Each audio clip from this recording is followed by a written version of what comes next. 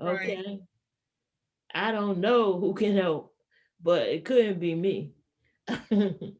So I said, well, maybe we can go to this workshop now and see what can happen, because I see the governor was trying to help, and one of the ladies who is a officer in the uh, NAACP is also real estate, and she said, "Well, I hope that they can get a moratorium." But then I'm saying, like, come on now, if you get a moratorium, you still got to pay the money when you get out the moratorium, far Right. as I know. Right. So you going back in debt two times. And what I've noticed since I've been doing financial literacy is that people seem to think debt consolidation helps them when it only puts them in deeper debt. Debt consolidation is nothing but a mini uh, um, bankruptcy, because once you go into debt consolidation, what they do is stop all credit. Hmm. You no longer can get credit again for 7 years until you pay the debt off to them. They only pay a certain amount every month. Hmm. So you made an agreement to give them, say your debt was 10,000, but you're going to wind up paying them 18,000 or 20,000 to the debt consolidation people, because they have put it up that I'm going to give your debt people. This person may be get 50, this person may get 100, this person may be getting two, and they're going to get their 40%. Hmm. So you may take you 15 years to pay it off, when all we have to do is sit down and buckle down with our incoming that we're getting and make an arrangement, although it's going to be on your credit still, because that debt that you have is still going to be on there. It's not going to come Hmm. off. Go through your bank account, itemize out what you can get rid of, what you're spending, and who you can make arrangements with. Say, like, I say people, I said, look at your cell phone bill. The average person is paying $200 to $300 on the cell phone. You don't need to be paying $200 to $300 on a cell phone bill. You can get a $35 cell phone, because all you're doing is talking. It's not like you're running a business. So that's $150 you're saving right there. That can go towards a bill. Hmm. Your cable bill, people paying 300 and above on a cable bill. Do you really watch that much TV? And if you are, you shouldn't be watching that much TV. You got to pay that much for a cable bill. Well, So it's a lot of things that we I could, was really horrified to see that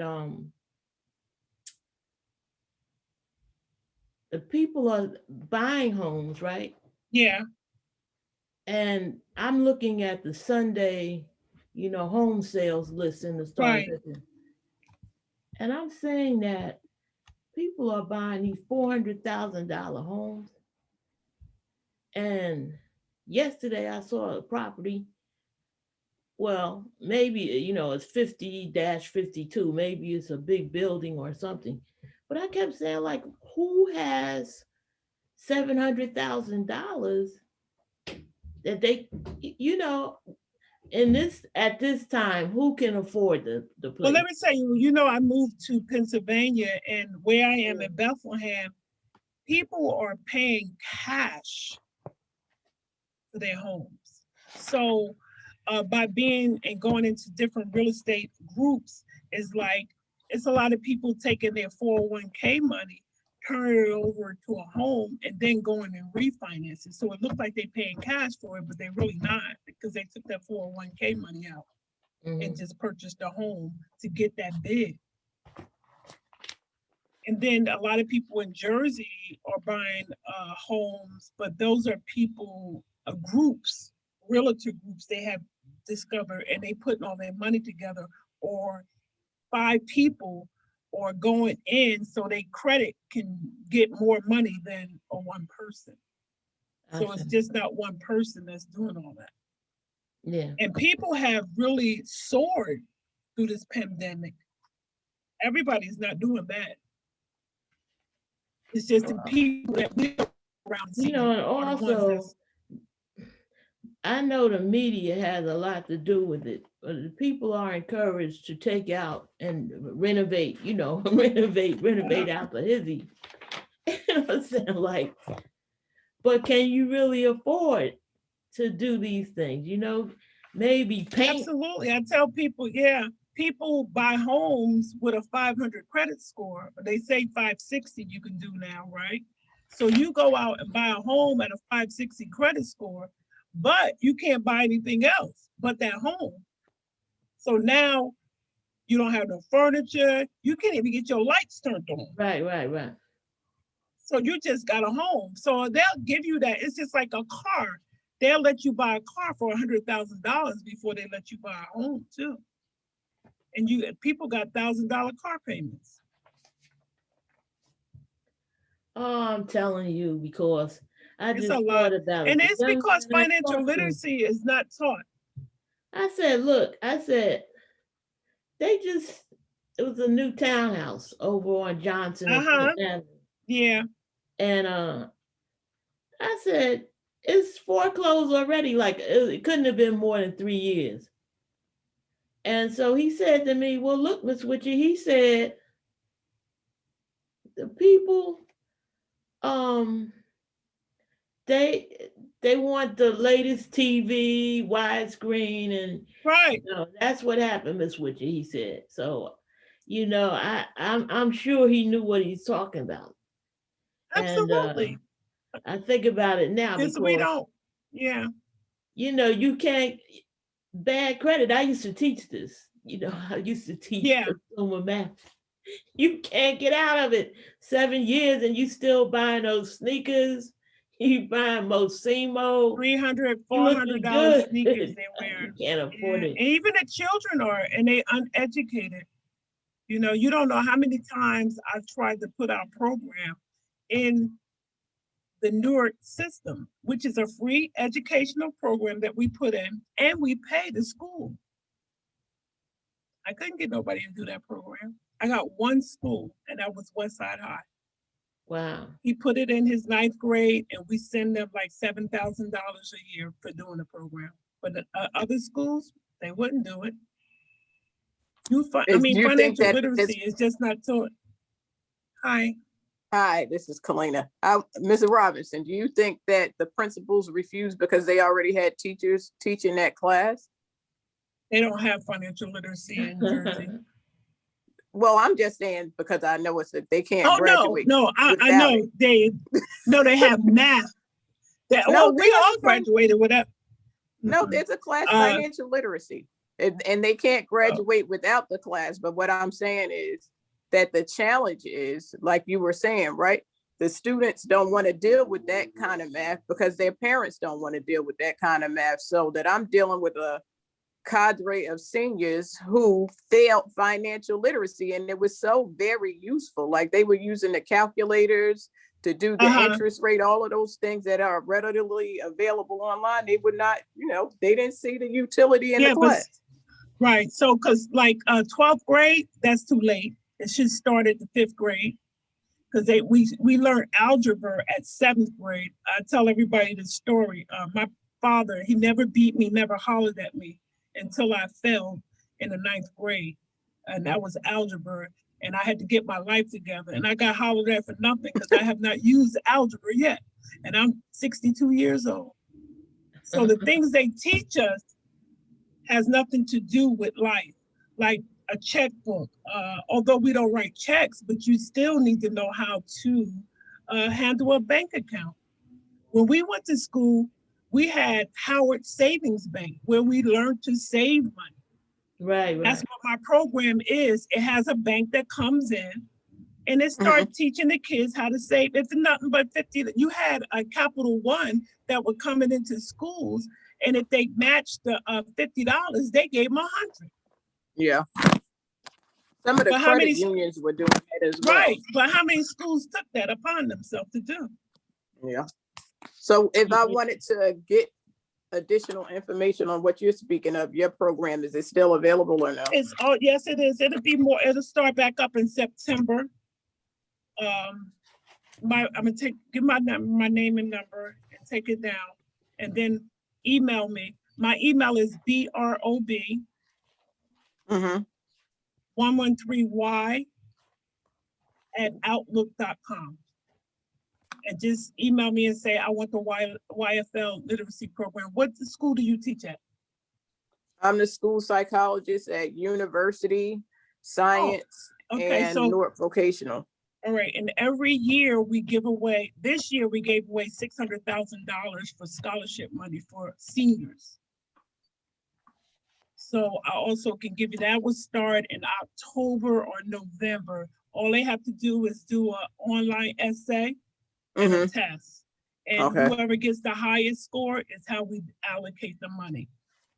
When you say we, who's the we? My company, United Credit Education Services. Thank you, ma'am. You're welcome, baby girl. All right, well, we're coming in. I see people joining. So I'm going to ask everyone just for a little patience. But if you know someone who is not on, we have a few more people that signed up for this class, for this session in financial literacy. I want to ask for just a time for words of welcome. We love you. We want you to be with us. And so if it's possible, we want you to take out a membership in Irvington NAACP. We're at zip code 07111, and we're online, www.naacp.org/membership or become a member. www.naacp.org/become a member or the word membership. We're at 07111. We're unit 2085. And so now we just want to pause for a few seconds in praise of those who are here, those who are coming, in praise of those who have good intent, and in praise of those who are fast on the return. In coming to this meeting this evening, we want to offer our condolences to the McLeod family who lost a relative over the weekend, and to all who have lost family members. We offer our good wishes and prayers for your comfort. At this time, I don't know if he's on, but we're going to ask for our secretary. Allison, are you there? Come forward. Yes, I'm here. Okay. Do we have Abel on the line? Yes, he is on too. Okay, we want to get him introduced and get started. Thank you.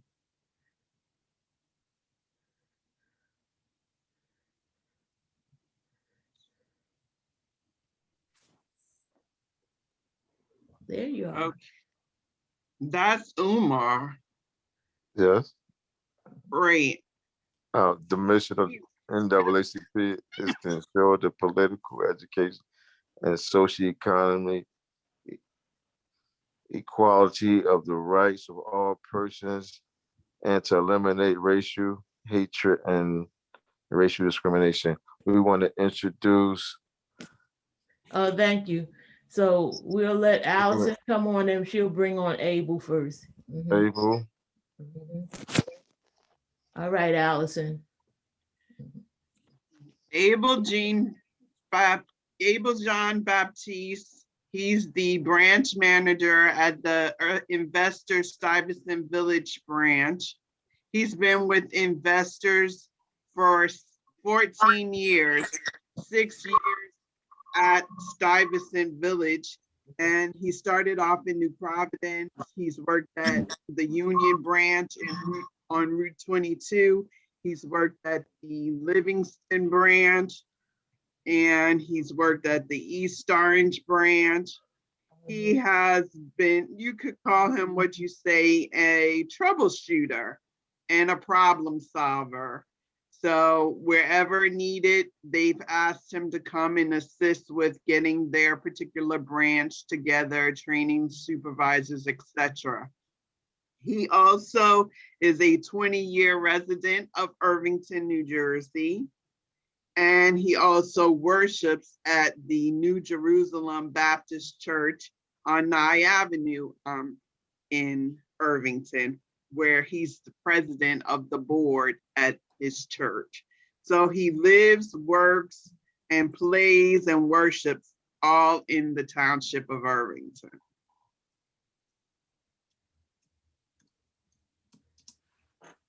Welcome, So Abel. now I present to you Abel.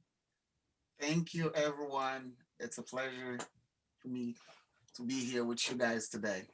And, it's always good when you're involved in the community. Whenever you receive that call and you pick up the phone and the only answer is the yes.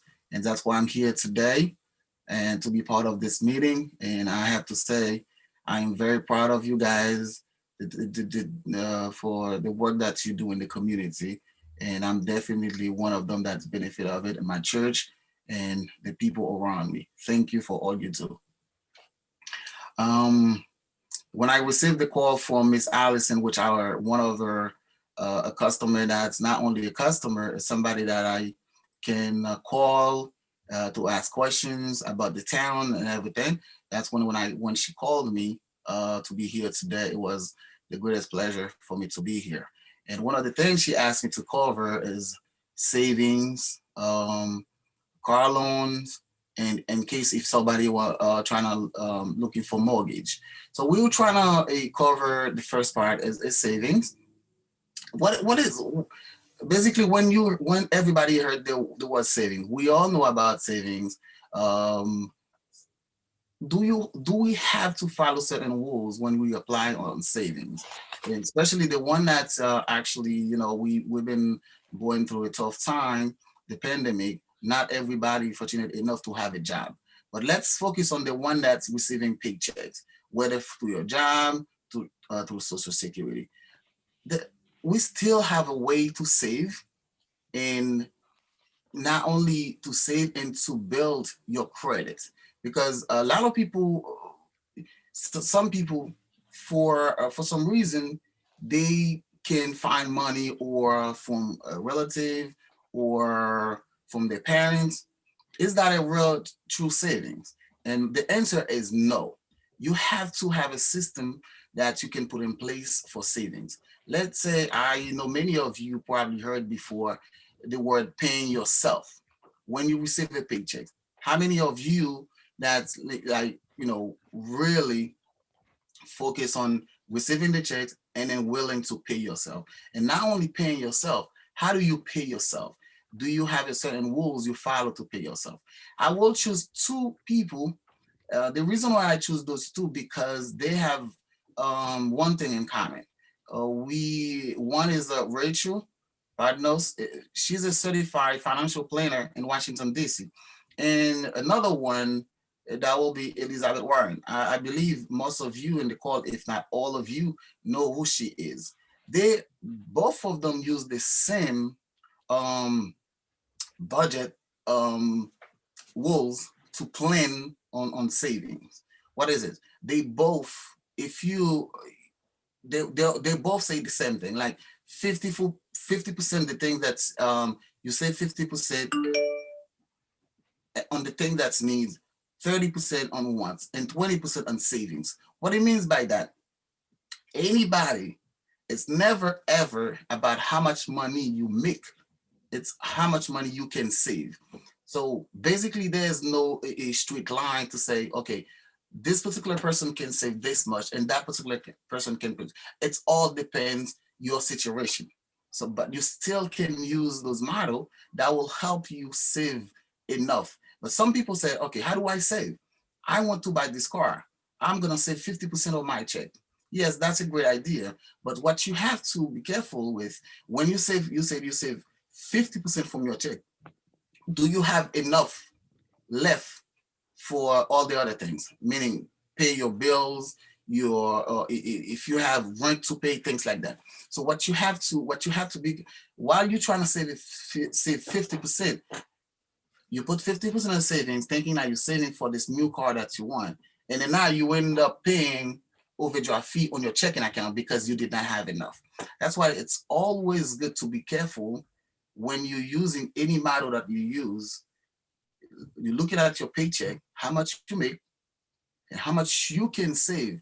Even though when you find out you can only save 10%, it's good enough as long as you can manage that percentage not to either go paying more on fees, overdraft fees, or spend, or even like saving too much, and then you just put yourself in a situation you're having a hard time to even feed yourself.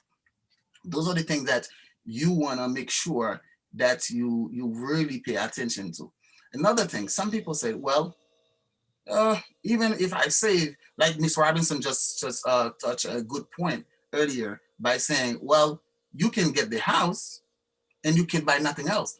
And one of the things that I want to add to this one, not only you buy the house, you end up paying with a higher interest rate because you don't have good credit. Compared to somebody that have good credit, all this thing take effect when you don't have a good habit of savings. Where if you save enough, you don't spend more than what you earn, and you don't use your credit card and max your credit card, day in day out. That will put you in a better situation to get those like a car that you wanted, the house that you want. So those are the things that you have to be able to follow those rules in order for you to save enough and then not to pay high interest rate on those purchases, such a car loan, houses, things like that. Those are the things that if you guys really focus on follow those rules, they will definitely help you. How do we plan on doing that? Elizabeth again show a percentage.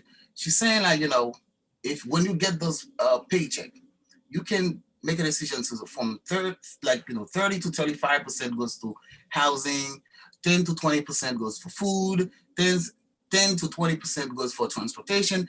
Like, because transportation, some people say, I don't catch bus. So yes, but you do have a car. And then 5 to 10%. See how low they put the savings part? 5 to 10%, and then you save those 5 to 10%. But if you end up can save only 5%, it's good enough. Don't say the 5% doesn't mean anything.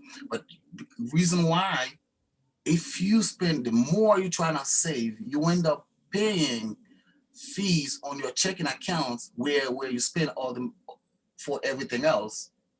It doesn't mean anything because you end up paying those fees. That is why it's always you go low, so that way you don't have to engage your savings later on.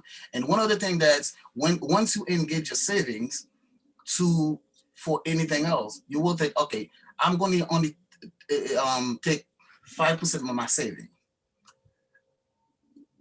9 out of 10 times you end up taking more once you start touching that saving. That is why it's always a good practice to save as little as possible from that particular paycheck, not to go back to the savings for other things. Because you have to be really, really disciplined not to touch that savings account. So now, what about car loan?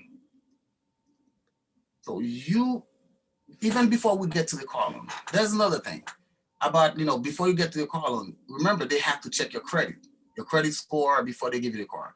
Some people will approve your car loan with 640, 650. They say, we'll give you the car.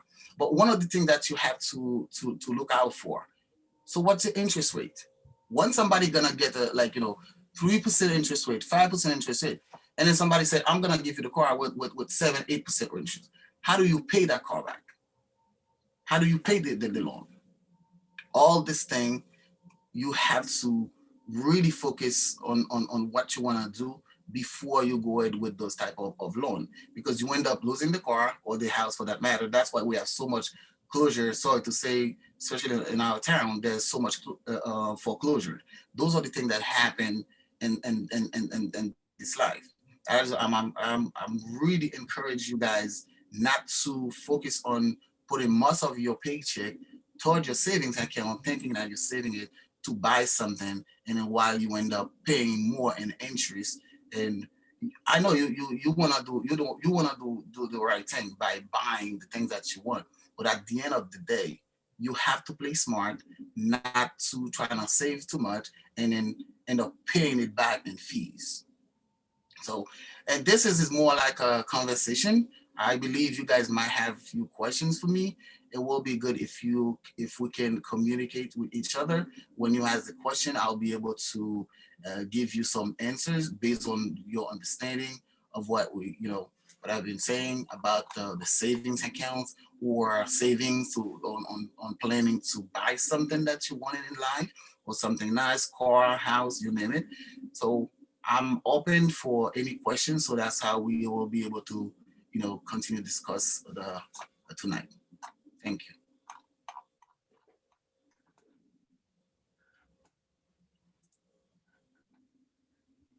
Is there questions in the chat?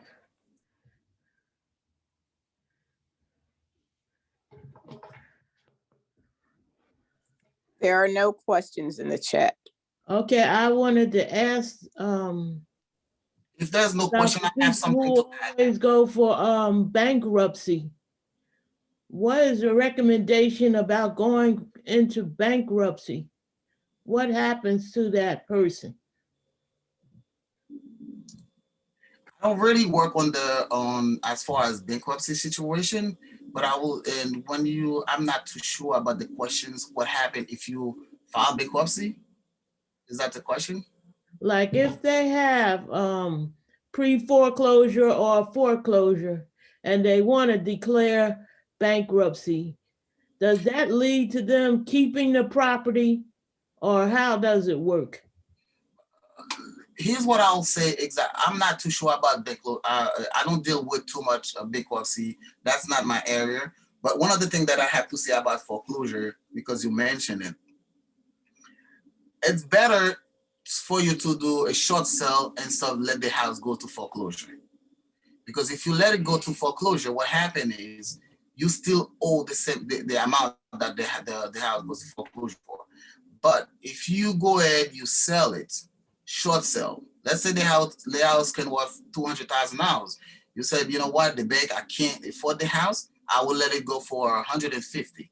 So basically, the 150 will go to the mortgage holder, and then basically the 50,000 will be, forgiven. But if you let it go to foreclosure, basically you still owe the money.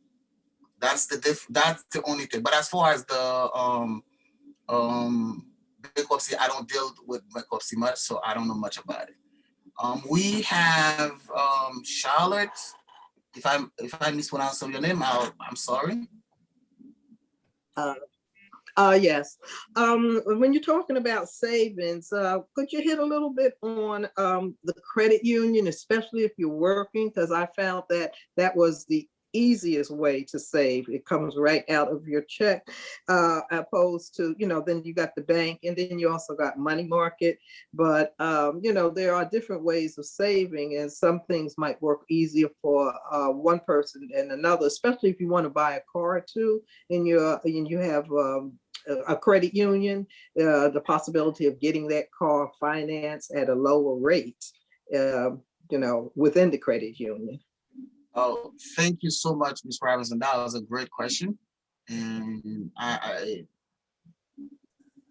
here's what I'll say. Even though you use credit union for savings, but it's still gonna come out of your paycheck. So what you don't want to do, go to your employer saying, you know what, I want to send 50% of my paycheck to this credit union. Mhm. So now, okay, they take 50% and they send it to your credit union, and you have 50% left. And keep that in mind, you still have to live your life. You still have to pay the rent. You still have to pay the electricity. So what's gonna happen is the same credit union that you send the 50%, you have the ability to call them to cut you a check. That's what you don't want to do. Because now you say, oh, now because things are tight, I don't have enough of my checking for my spending. Let me reach out to credit union asking them to borrow.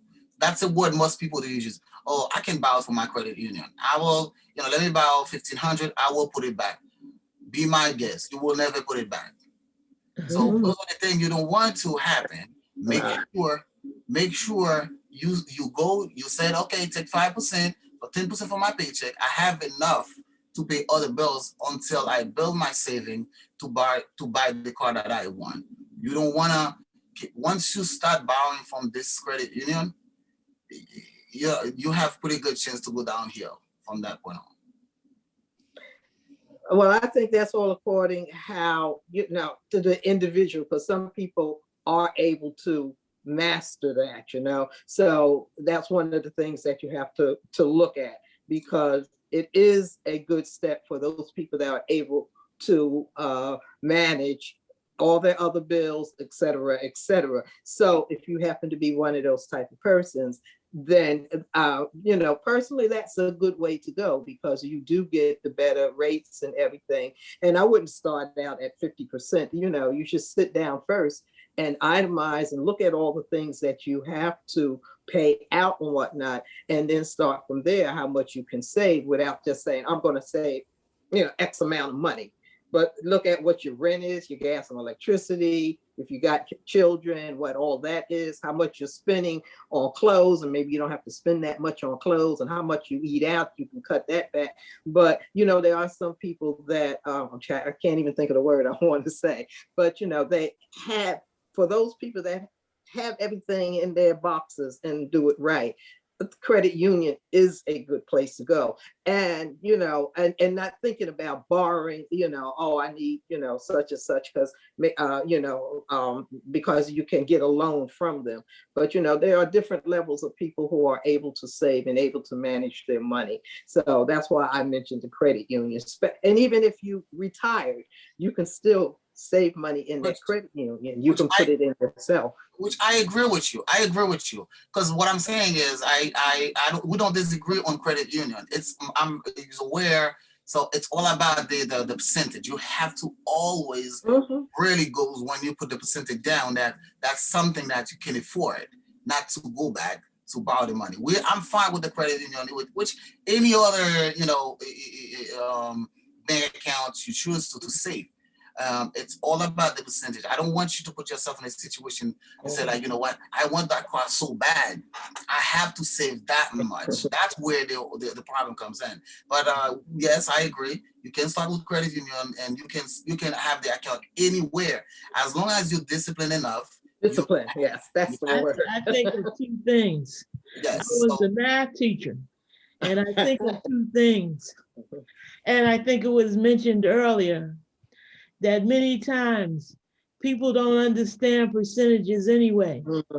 I used to always quiz the children, which is it, 10%, $10, $1? How do you equate it? Is it 1/10? And of course, something was mentioned.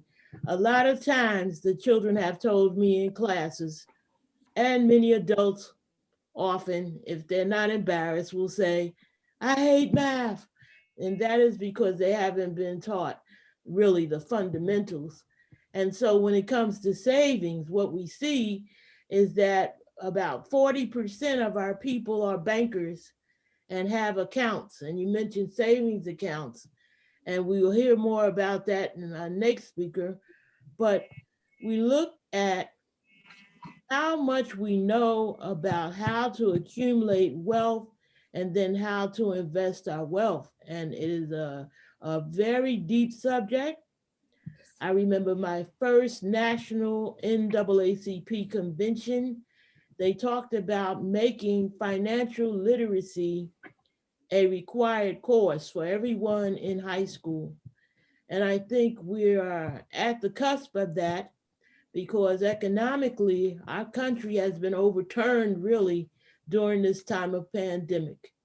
We have people who have been very successful and kept their jobs and worked from home, while we have others, they can't get to a credit union because they are unemployed.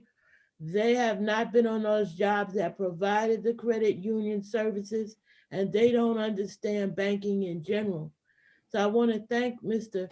John Baptiste for his expertise this evening, and Charlotte for your input, because I think, actually investors got to put their show on the road.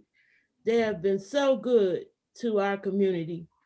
And I know that because before Mr. Jean Baptiste, we had 3 of the women who came in to talk about how we can make use of investors, and they have helped to promote the NAACP in Irvington whenever we have asked. One quick question. I think we have a question. Somebody put a question on the chat. I'm not sure if you allow me to answer. I think Kyra Price, our assistant secretary, is on the line, and she works with fair share housing and affordable housing. And so at this time, we look at our clock and we see we're going to move on to our second part, but we want to make sure, Mr.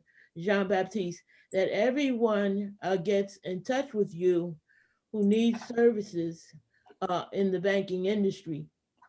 We see that you are a community person, you are a town a resident, you have spent so much of your time investing and causing our people to have a better economic picture. This is very, very important because at this time, many people don't have an upward view of the economy, don't have a forward dream about how they can own property, how they can get the resources they need.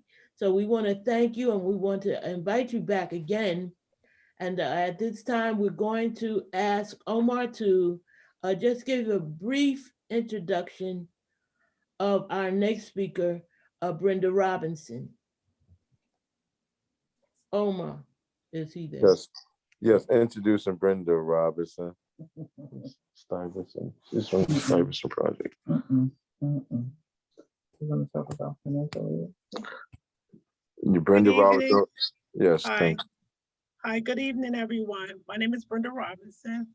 I work with a company that supports financial literacy. We've been around for over 12 years. I've been with the company for 6 years. As Brother Batiste was saying, first of all, I'd like to thank Sister Kathleen for allowing me to come on and speak with you, people from the NAACP of Irvington. And it's ironic that financial literacy is the month of April. So you were in the last week of that. So we applaud her for even putting this together. I like to touch on Sister Charlotte with banking with a credit union. It helps because they are more smaller and they're more intimate. So not only does a big bank does that, but with a credit union, it's easier for you to get that low interest because they see your savings going in and out. So they're more, like I said, personal with you than most big banks. So a credit union, if you can get into one, is very good. It's a very good thing. I tell all my people, get into a credit union because they give you the lowest interest than a traditional bank do. So that is a good point. Thank you for giving that a point. So as I go on, celebrating financial literacy, we do have challenges because we don't, I say, buckle down to different steps. So I did do a presentation. I don't know if I can share it. No, I can't. Let's see. think the host has to give me participant to share the screen. 1 second, please. Thank you.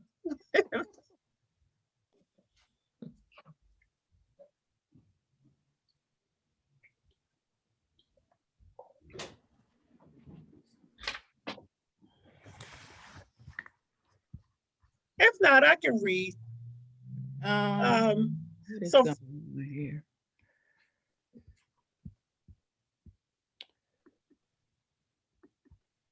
Yeah, if you could read it, I'll see if I can do it from another device. Give you sharing. all right. Let me see. I can start it. So first of all, we want to make a pledge. Everybody want to make a pledge? I always say that to my people. Okay. You want to make a pledge when you start saving. That's the first thing. You want to make a commitment, because when you make a commitment and you write it down as a plan, you normally start to follow it. Because anything you see in your face is something that you will continue to do. So the first step is most important step is developing and following the financial plan that you have. Like Brother Petit said, say I only bring home $500. So I'm bringing home $2,000. My bills are $1,800. So now, as when I first started, the first thing you need to do is go through your bank account, right? You're gonna go through your bank account. I find that most people have $5, $10, $25, $35 coming out of their account that they don't even know with these subscriptions that they do. So go through your bank account the last 90 days and see what's coming out of that account. Things that's in there that you do not need, cut that out. The average person saves from $100 to $200. Pardon, Ms. Robinson, you have hosting rights now. If you want to share Okay, your screen. thank you. All right, thank you.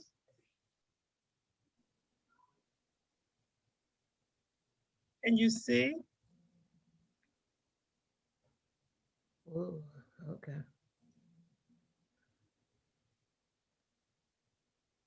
Can you see it? Yes, your screen is shared. Okay. Yes. So, like I said, the first, most important step is developing and following a financial plan to examine your attitude about your money. So what does that mean? That actually means that I have $2,000 coming in, my bills is $1,800. That means that I'm short a whole lot of money. So I'm gonna go through my bank account, I'm gonna scrutinize it with the toothpick. I'm gonna say what I need, what I don't need. You can cut back on a lot of things. Like I said, your cell phone bill, your cable bill is one of the two biggest things when I go through people's accounts that I find out that they're spending too much money on. So when you go through that, you can call your company, your telephone company, and say, hey, I'm paying X amount of dollars. How can I get this bill down? And 9 times out of 10, they want you to stay and they'll make those changes for you. That's the same thing as with the cable bill. So step 2 is assess, which is the same thing I just said. You're gonna assess your financials, what's going in your bank, or how can you improve what you're spending? And you want the honest relationship with your money. We don't wanna, if you only get $2,000, I'm just using that as a round figure, and your bills are $1,800, then there's something going wrong with what you're spending.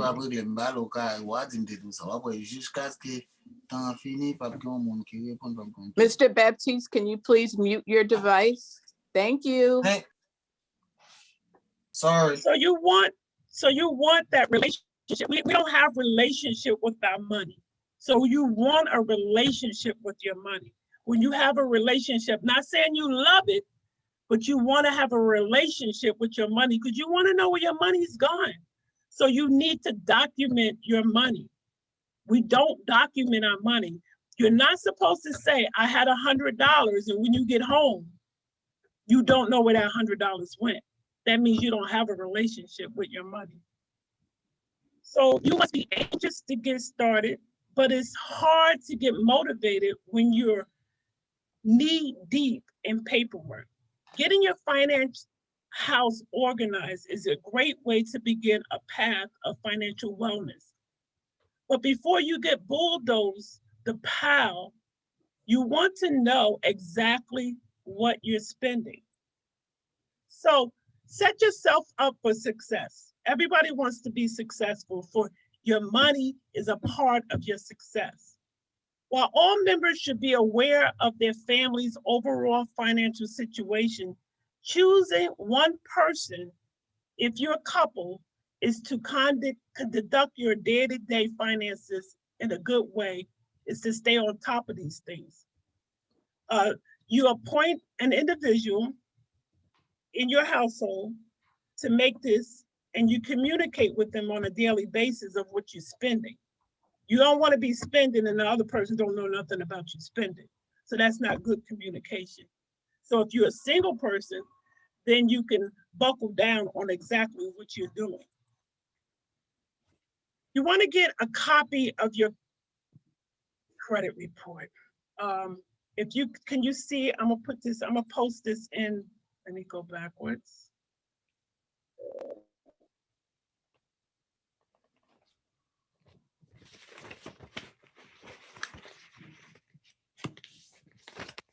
Let me go back. To get a good financial report, you need to get a credit report. The annual credit report of the government is actually letting you get a free annual credit report for the whole, since the pandemic started. So you can do it once a week if you wanted to. But I'm gonna post this in the group here so you can go get a free annual credit report. And it's gonna put everything down there. If you can, it's annualcreditreport.com. The whole word spread that, and it's free. Go pull your credit. It will give you accurate. Credit Karma is not accurate. A lot of people think that's a free site. It's not free. It's free to you, but it's free because they want you to click on stuff to buy. So it can't be free if they made $10 billion. So where did they get their money from? They got it from us clicking on credit cards at 29%, and we thinking we got good credit when we don't. So it's not free. So they get paid for that. So I want you to go and get this. And if you need help with me, you know, going through it, I'll do that for you guys.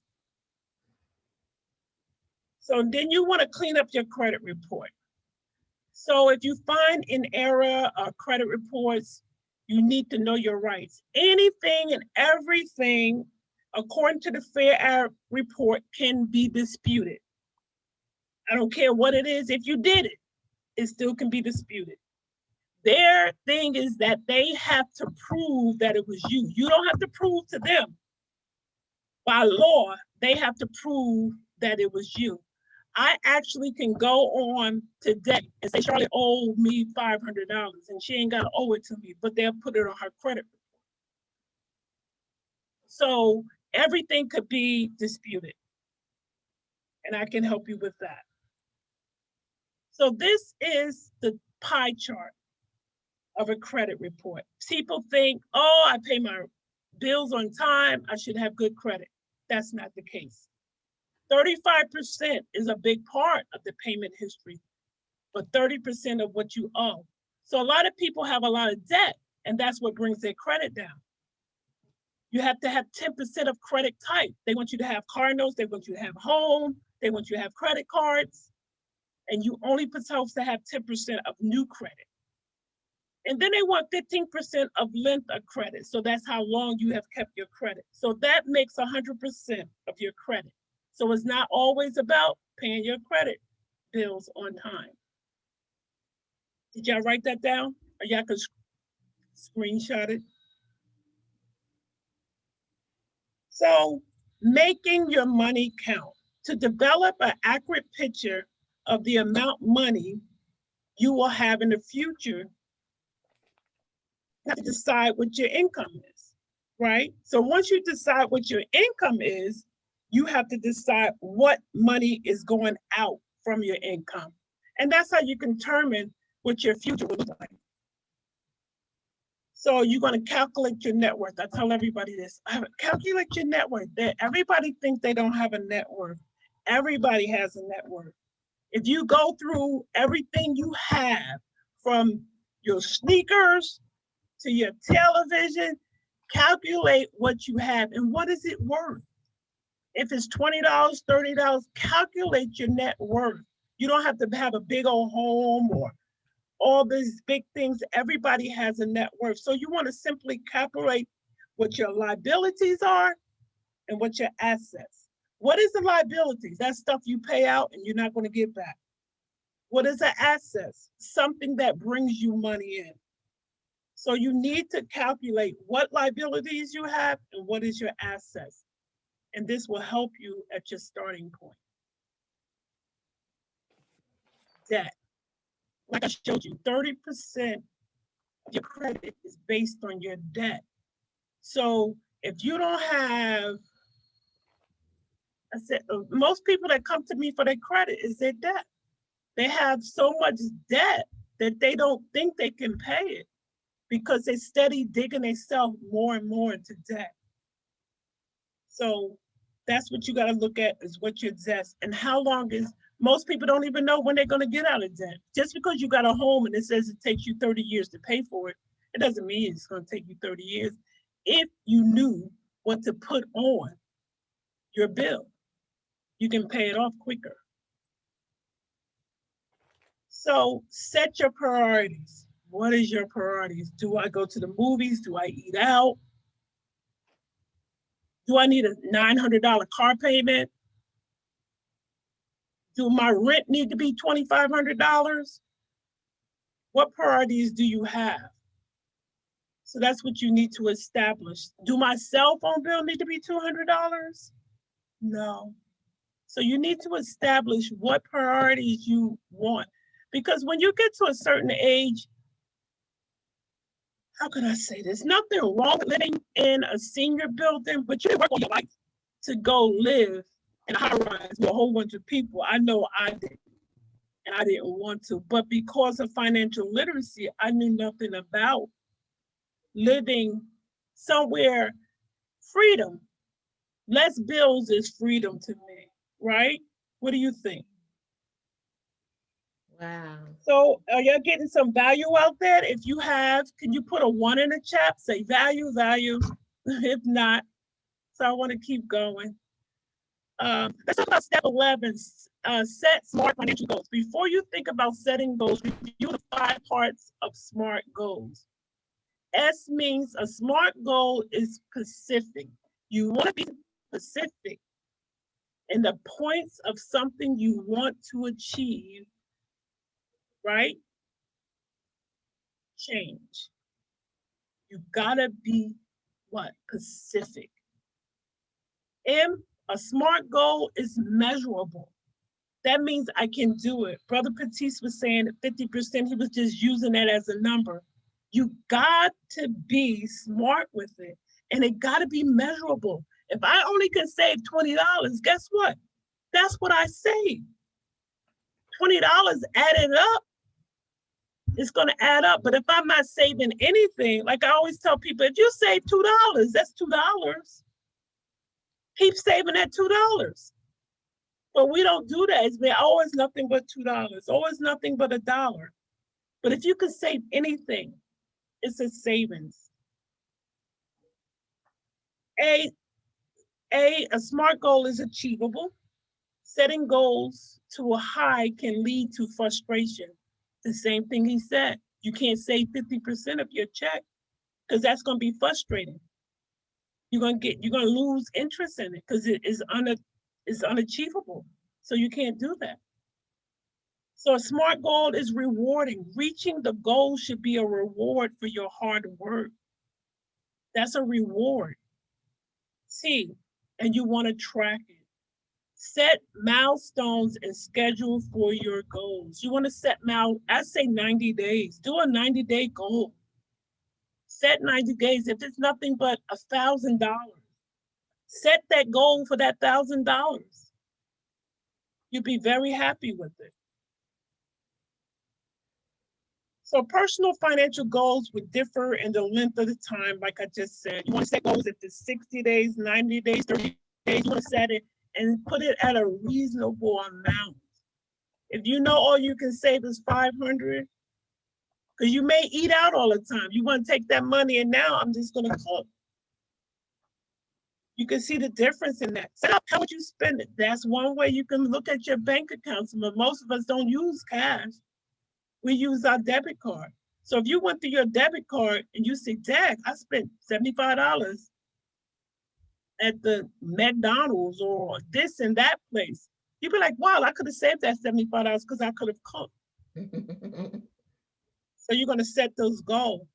And how do you pay down your debt? You put the highest interest rate up first, right?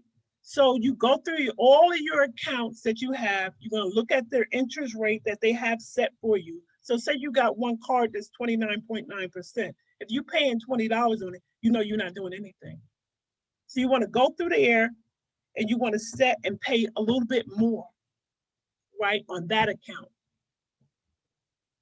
You're going to pay a little bit more and it's going to go down faster. So instead of them saying $35, you might send $45. Because now it's going to bring it down because that $35 is not taking it anywhere. You want to expect the unexpected. Why? Because stuff happens. You be like, wow, I was doing so good and here it is come. I need a tire. Or my refrigerator popped out of place. Now you upset because now you got to go into your savings that you were saving. Just take a little bit out of there and keep on going because you got to expect what? The unexpected, because life happens. You can't get frustrated and quit because that's what, like they always say, that's what the devil wants you to quit. So you're not going to quit, you're going to keep going. You want to secure your financial future. So a lot of people didn't even have retirement goals. So you want to set a retirement goal. Not even if you're going to retire, but you just want to set a little goal up for yourself. And if you haven't set it and you at that age, you still can set it because you had breath and life so you can go on. So like I said, commitments. We know all commitments is the best thing. Commitment is the strongest thing. When you make a commitment, you stick to it. And you keep going regardless. You just made a commitment to yourself. How many people make commitments to themselves? They don't. So if you make a commitment to yourself, then that's going to stick with you. So make a commitment with yourself. Save for your goals. Most likely reaching a financial goal will require you to commit to saving. Saving is a big part of your financial literacy programs. Like I said, if you set $5 aside, you're saving something. Don't go back in and just keep it there. Like, hey, that's like gone money, spent money, like you do every day. You spend money. I tell people they spend an average of $3 a day. If you go outside, you spend $3. That's $100. You never look at it. Just that little $3 is actually $100 a day. I mean, a month. That's $1,200.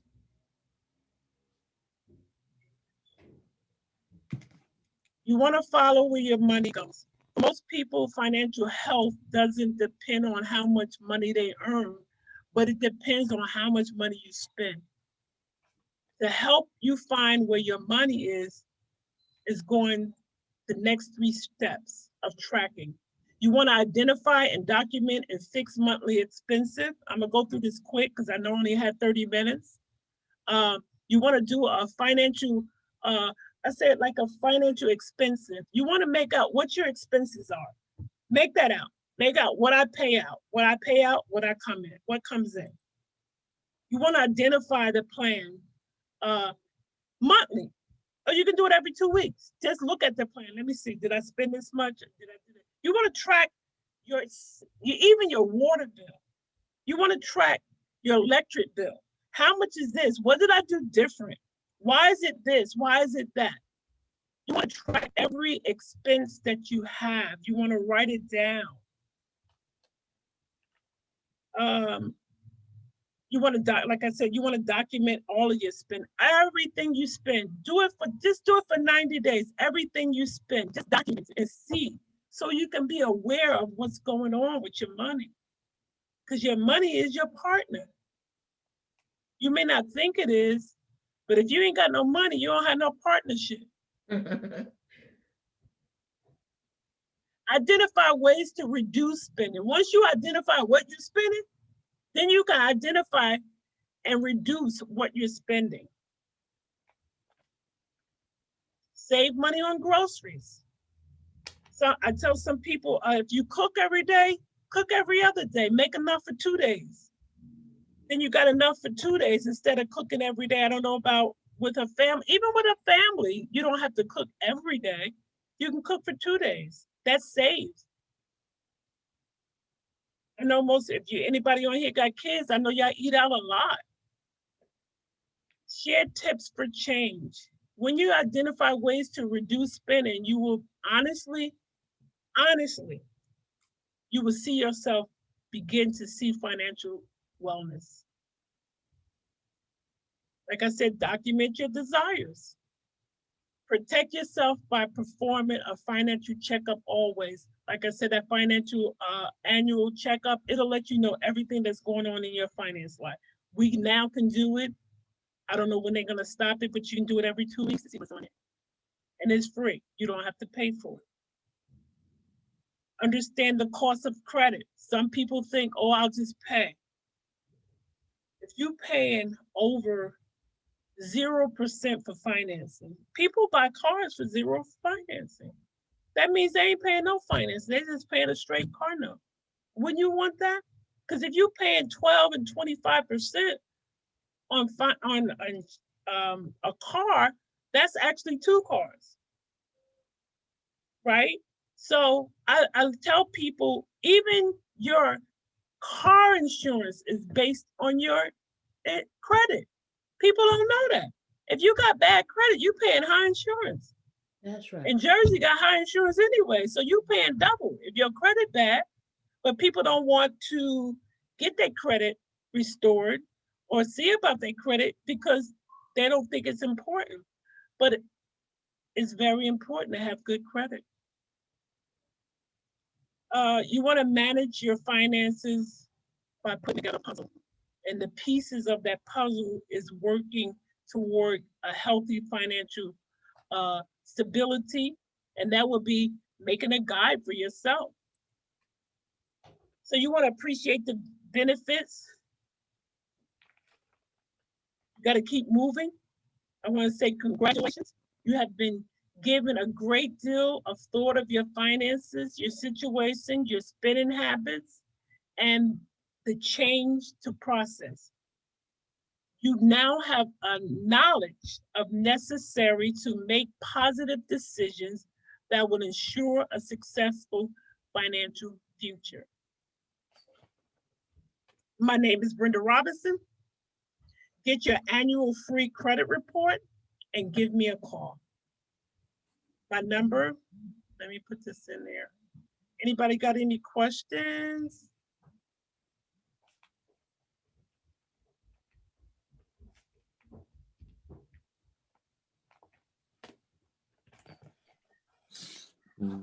Any questions?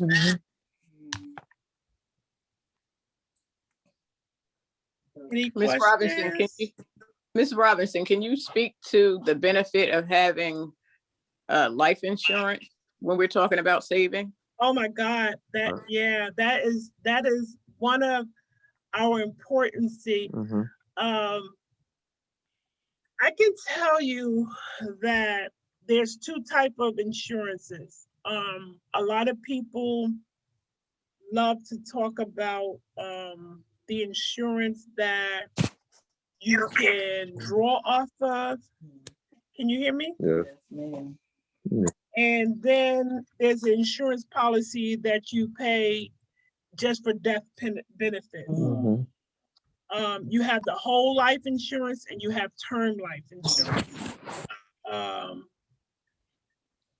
Whole life is just a fixed payment and it's affordable for you. I suggest if you can't get term life, because you should have that at a young age.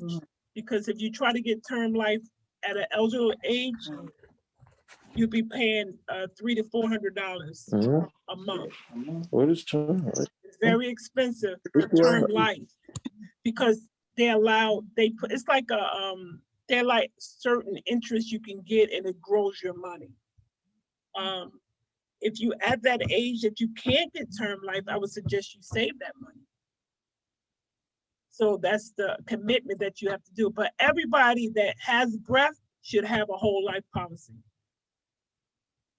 Because I have 5 kids and I tell my children, if I find out they're grown, you don't have whole life insurance that you should be paying on yourself. To me, you're telling me that you wanted to donate your life to science, because everybody should be able to find $10 to $12, just a $10,000 policy. There's no way that you should live on this earth and leave that burden onto somebody else. Because what you're saying is, I don't care.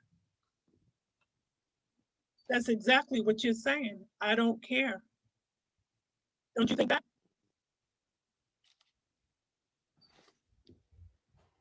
And that's beautiful, because I think that we do so much GoFundMe, you know. Oh, that's so sad.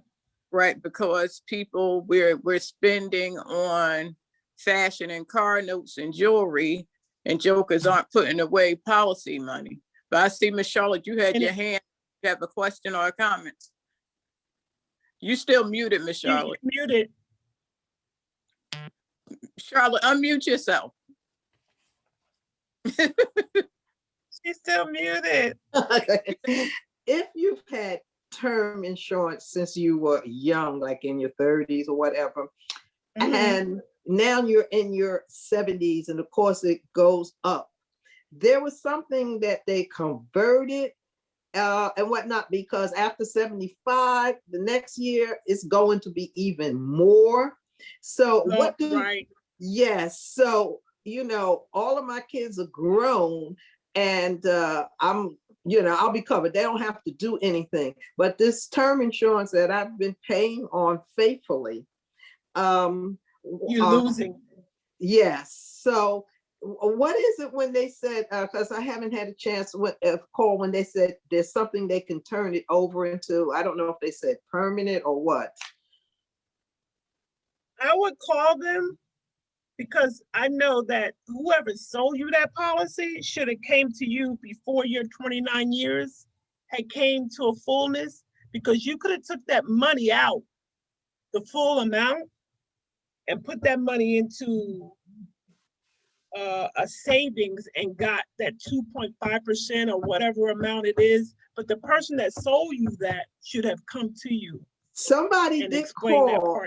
Somebody did call, but it was last year, and I don't think it's too late, because they've also shown me what I've heard. So you know, you just find out what your variables. Yeah, find out what your valuables and what it is. Is it worth now for you to take that money out and put it somewhere that you can get an annual percentage, instead of you losing and your policy be worth nothing? Okay. Thank you. All right. So I will find out. Yeah, definitely. Yeah. Thank you. Okay. And Miss Charlotte, the account that you put that money into, make sure that you put a POD, a payable on death, so that your children can get to it quickly without having to go through the program.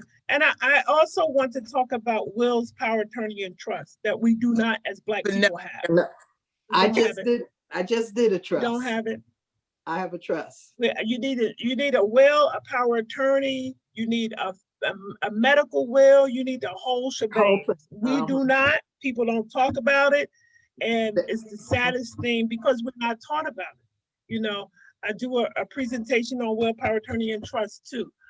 Everybody should have one, especially moms with children, because just because my mama alive don't mean that the state will give my kids to my mama. They can go somewhere else. The state has the right to do what they want. They have the right to do what they want with all your stuff, because you didn't allocate it out to somebody. So they have the right to do that. So it doesn't mean that somebody taking over your stuff. You can say, when I'm deceased or when I'm incapable of doing something, I want XYZ to be done. I want this person. We don't have that in writing. So we need a will, power, attorney, and trust. If you want me to do a presentation on that, I can do that too. I also help people with that too.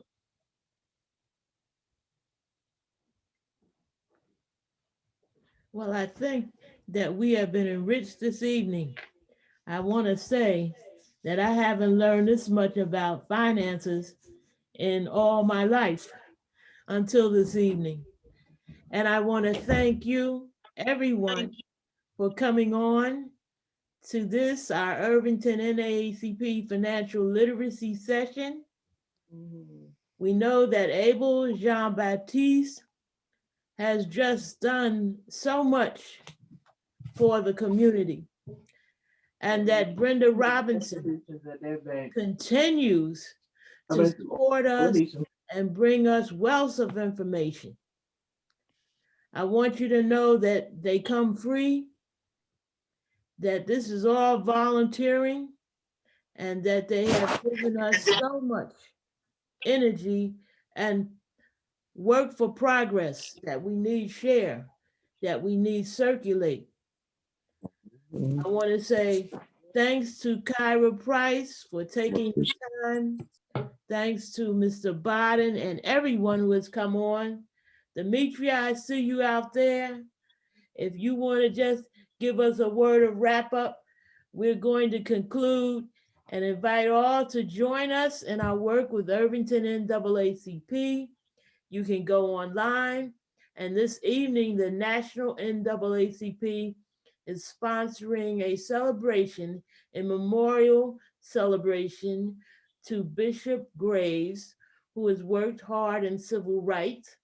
And that if you go online, you will see more about what the National NAACP is offering. There have been many town halls and many webinars that have been given. And if you would like to join us, we will share that kind of information. So I thank you so much. Thank you, everyone. Now, Demetria, if you want to say a few words. I just want to say thank you for inviting me, and I appreciate it. I learned so much, and I'm gonna join again if you have another meeting. So it was nice seeing everyone. All right, thank you. Thank you. With you. Merrick is on. You want to have any words to say, Merrick? Okay, we want to thank Rodney for our publicity. He's keeping our web pages going, and we thank him. Want to thank Allison and Omar. They are assisting me very well with our work. And I want to thank my friend Charlotte. She just came on because I called her about another matter. But, you know, really, there is much to be learned. And all of the things we know we can enrich other people with. We need to be sharing the information that we have so that everyone